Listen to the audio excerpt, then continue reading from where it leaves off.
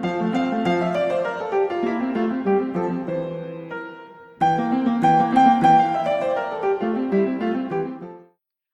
welcome back to the Unraveling Soprano. I'm Heather, and this is my channel where I talk about all of my fiber art projects that I've been working on during the week. And today we have a traditional podcast episode for you, starting with what I'm wearing. So this is my first finished object that I'm going to talk about. This is the Peacock sweater or solo from Knit, and it's done. I'm really, really happy with the way it turned out. So I used BioBalance yarn, which is I think 45% organic wool, and the rest is cotton, or somewhere around that. Maybe it's 55% wool, 45 cotton. Um, but yeah, so this is blocked and ready to go. So if you can see, this is the. I'm gonna stand up. This is the lace pattern. Looks pretty good. And then for the back, I don't know if we're gonna see if the camera can pick this up. I put in a couple of gold buttons. So some gold buttons that I just picked up at Joann's. I only put the pattern calls for 3. I only put 2 because I shortened the neck. Um, Review of the pattern. I really liked it. I thought it was pretty easy to follow once I got past the going back and forth, working lace back and forth. I found it a little bit confusing, but once I got into the round, easy peasy. As far as the fit, I think I probably could have gone down to an extra small. I'm obviously not an extra small, but I think that because of my gauge issues, I could have gone down. It's a got a really good drape that I really like, but the neck is a little loose. Like it hangs a little loose. I think I can fix that by so I have they have you do like crocheted loopholes, and right now I think that my crochet loopholes hang out past the neckband just a bit.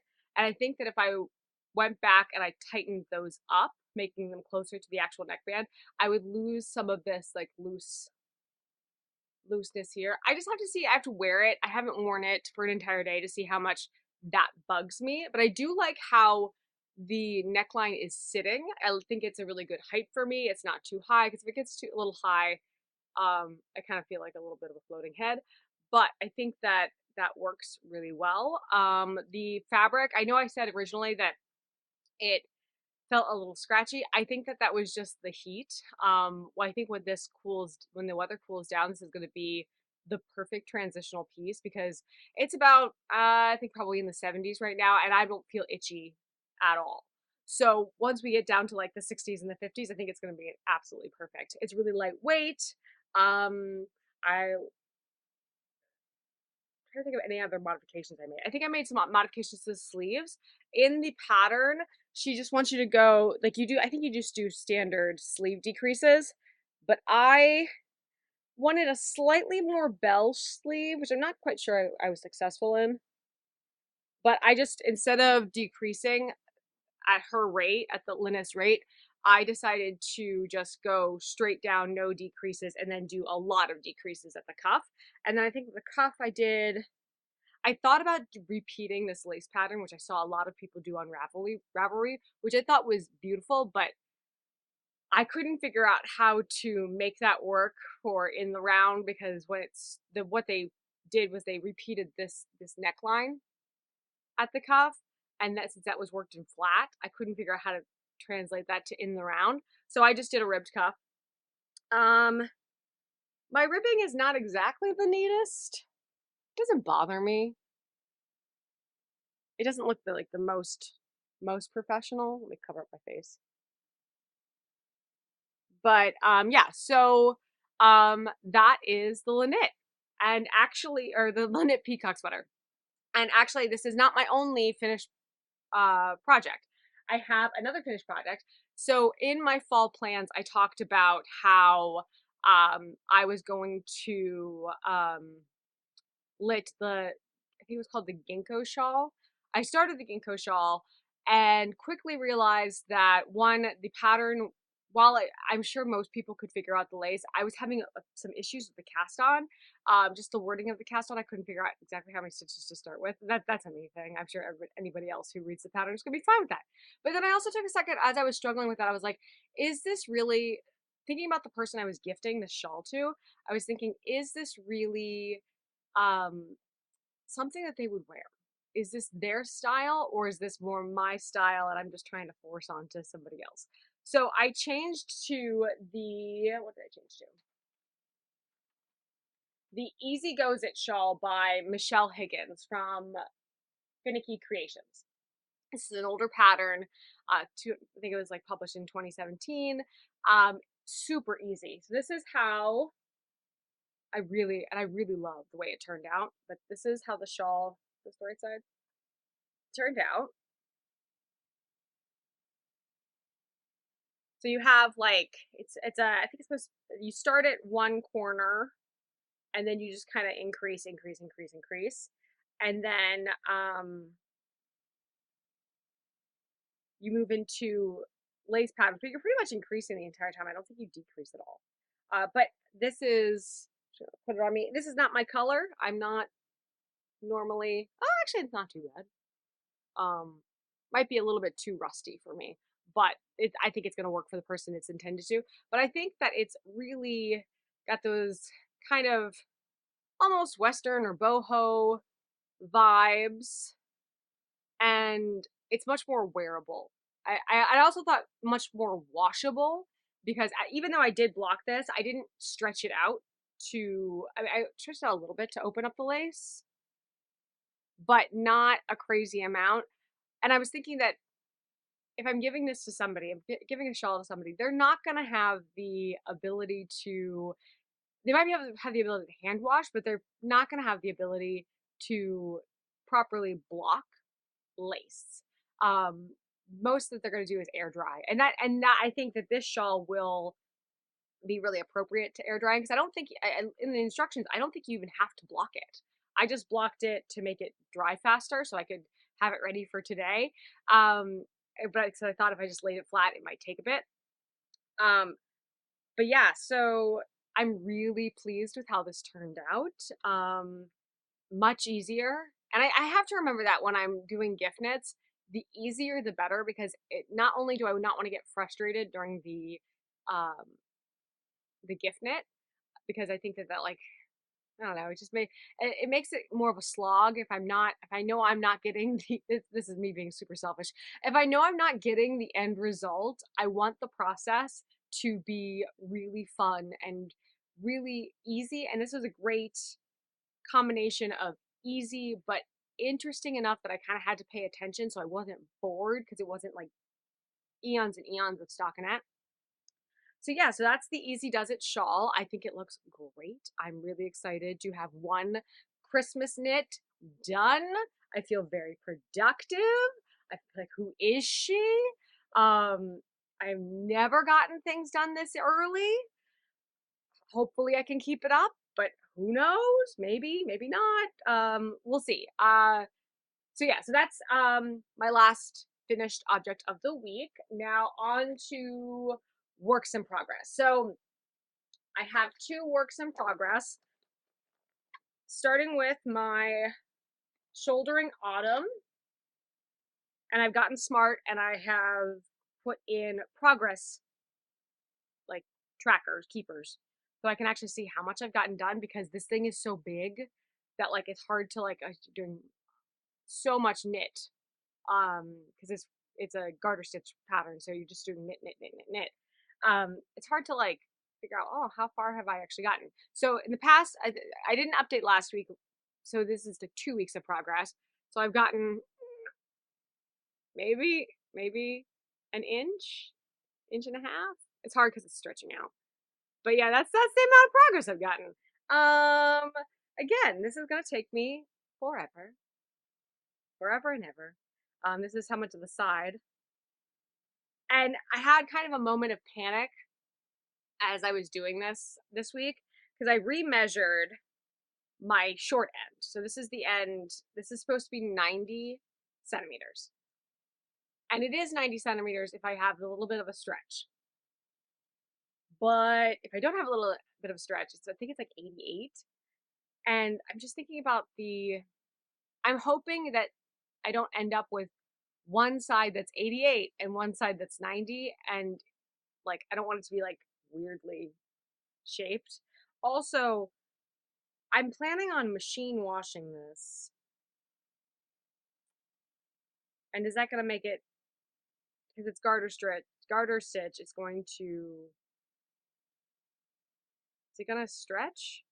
Is it going to, I know garter stitch does stretch when blocking, but if you throw it into the washer and dryer, does it shrink up to the point where it's very small?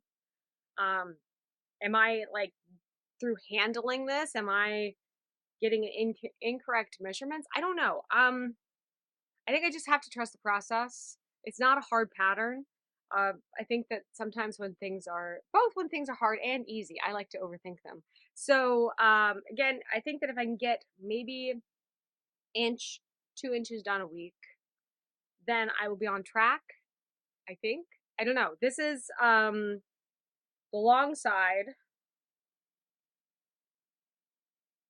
which I think this is the long side. Yeah. So the long side is measuring at 108 centimeters so far. It's got to get to 140.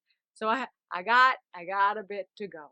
And on my second ball of yarn, this is how much I have. And this is the Knit Picks Stroll in Inverness. It's their tonal, and I mean it's really pretty. I really like it. So that is my Shouldering Autumn, and the next work in progress I have is a sock. So this is the, I've gotten into very much the analog way of doing things. I'm just printing off patterns. So I can just show anything important. So this is the Flow Up Sock by Sandra. I'm gonna put the name in because I can't remember.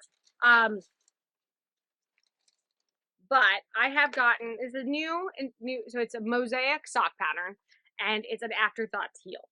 So this is a new construction for me, and new way of doing color work. I love the color work. So this is, don't mind my random strings. I love the color work so far. It looks pretty good, pretty easy to follow.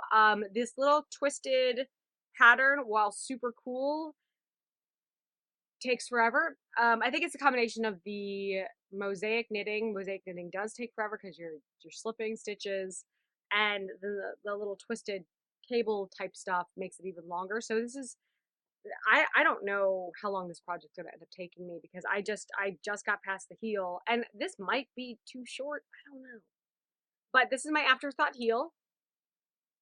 I had to look up a tutorial on how to do this. They have instructions in the pattern, but I found the pattern little confusing. Once I found the video, it all made sense. Like, I can't remember what video I found. I just YouTubed afterthought heel and think picked the first thing that came up. But it made more sense when I looked at the video. So we'll see how this works. I used just random cotton yarn I had in my stash for the knit, like the actual like, was it gonna focus? So like that white part, that's just cotton yarn. And then that's dental floss for like my lifelines. Because I really needed to have, so I didn't want to knit this whole sock and then have no lifelines. So I have some lifelines in. I didn't get much work on this. I got more work on this last week, and then I just kind of took a break from it because it's a bit of a slog. I don't know if I'm gonna do the sock pattern again. I think I might just go back to my DRK everyday socks. It's always good to start to like challenge yourself and learn new skills.